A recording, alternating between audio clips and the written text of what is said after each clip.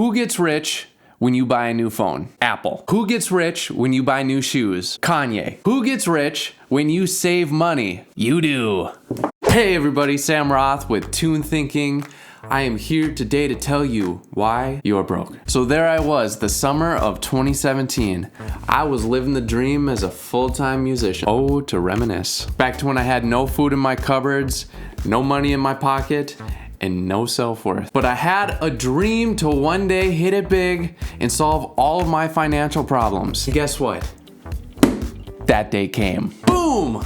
I get my first big break. I get one of my written songs in an Amazon Prime commercial. Let's go! Guess what I did? Guess what I did? I spent all of that money I got. All $1,500. And I was right back to being broke. No food, no sense of self-worth, and no money in my pocket. And that's how I live my life, on this emotional roller coaster of feeling shitty about myself, not having any money, then getting a small win, feeling prideful, the opposite end, and then spending all of that money because inside I felt shitty about myself and I wanted to fill that void with some product. And then I was back to having no money again. In the book, The Richest Man in Babylon, written in 1926 by George Clason, he writes, "Yo, if you have no cash money, it's because you either don't know the rules of having cash money or you don't apply the rules." Let me give you an example of the average American and how they spend their money. So here's how it typically goes. They go to work, they get a check, Uncle Sam takes his part, then they get the rest. Immediately, they'll go to the bar with their friends, spend it on drinks, they'll watch Netflix, Amazon Prime, Disney Plus, they'll buy some new shoes, then they got their iPhone 12 with the AirPod Pros, both on installment plans, paid monthly over, I don't know. Then they got their car lease, then they got their mortgage, they pay the minimum amount on their student debt, and then they run out of money, and they put the rest of their expenses on a credit card. It sounds so ridiculous when I say it out loud. Don't know the rules or you don't apply the rules. George Clason was ahead of his time. And it wasn't until I applied one single principle in my own life that my own financial trajectory finally changed. Do you know what that principle is? I started saving 10% of every single dollar that came into my pocket. But Sam, that's so simple. That's like my grandpa's logic. This is 2020. People make money different. Dude, listen to your grandpa. That's how people get ahead. Who gets rich when you buy a new phone? Apple. Who gets rich when you buy new shoes? Kanye. Who gets rich when you go on a vacation? Walt Disney. Who gets rich when you save money? You do.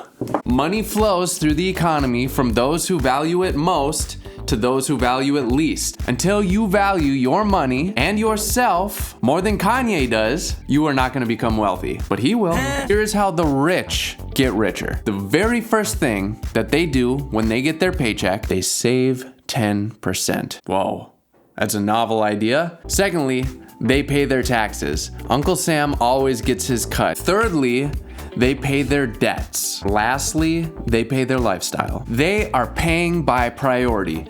And by priority, they are number one. The government's number two, debts are number three, and Kanye and Disney World are number four. Apply the rules. So here's the key point that I want to share with you that you're not going to hear from the other financial people out there. And it's the reason why you are not paying yourself first. Why you are consuming other people's brands rather than building up your own brand. And it comes down to two words: self-worth. You're buying other people's brands rather than investing in yourself because you have a low self-worth and you think that whatever they have is going to fill that void within you. It doesn't. Ooh.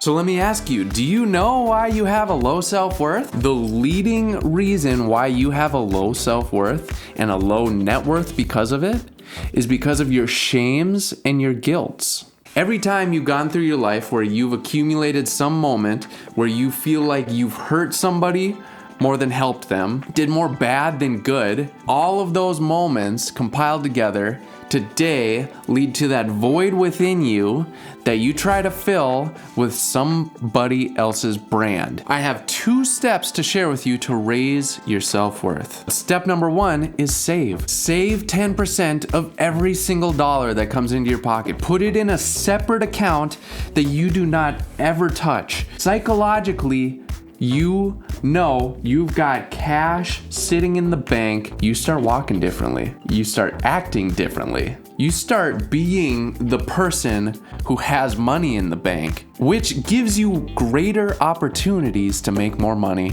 and put more money in the bank. Save, save, save. And it's not how much you save, it's the habit of saving that counts. Step 2 on how to raise your self-worth, and this addresses your guilts and your shames. Every time that you did something that you are ashamed of, where you feel like you hurt somebody or you hurt yourself, I want you to ask, from that moment to today, how was that action that I demonstrated a benefit to that individual, and how was that a benefit to me? That is one of the most powerful questions that you can do to raise your self-worth. How was that moment actually a benefit to that person that I demonstrated it to? And how was that moment a benefit to me? And I want you to answer that question for that single moment 20 times or more. Your physiology is gonna change. I'm getting goosebumps just talking about it. You are gonna see that, holy smokes, that moment that I've been carrying around with me feeling ashamed of actually had just as many benefits as drawbacks. I don't feel so bad about it anymore. That actually helped that person.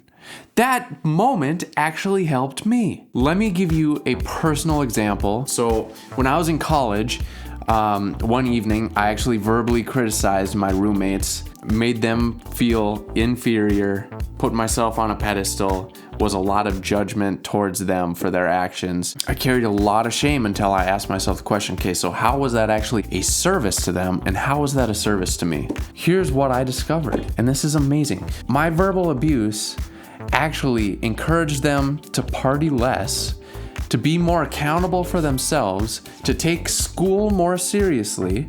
And then because they were taking school more seriously, they were getting better grades.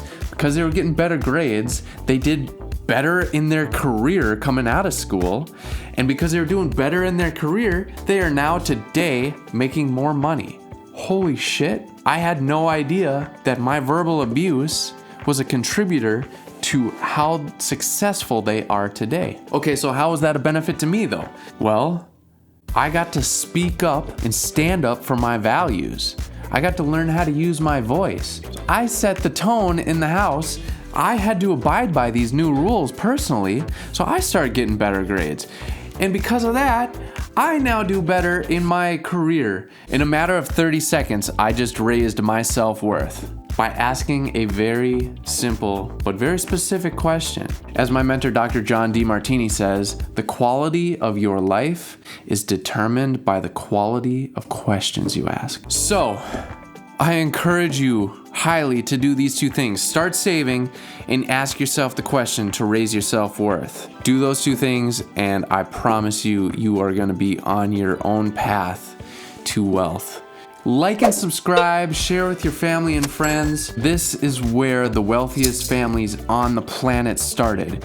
They started with building their self-worth, and then they got the momentum to become wealthy. Until next time, see ya. Apply the rules.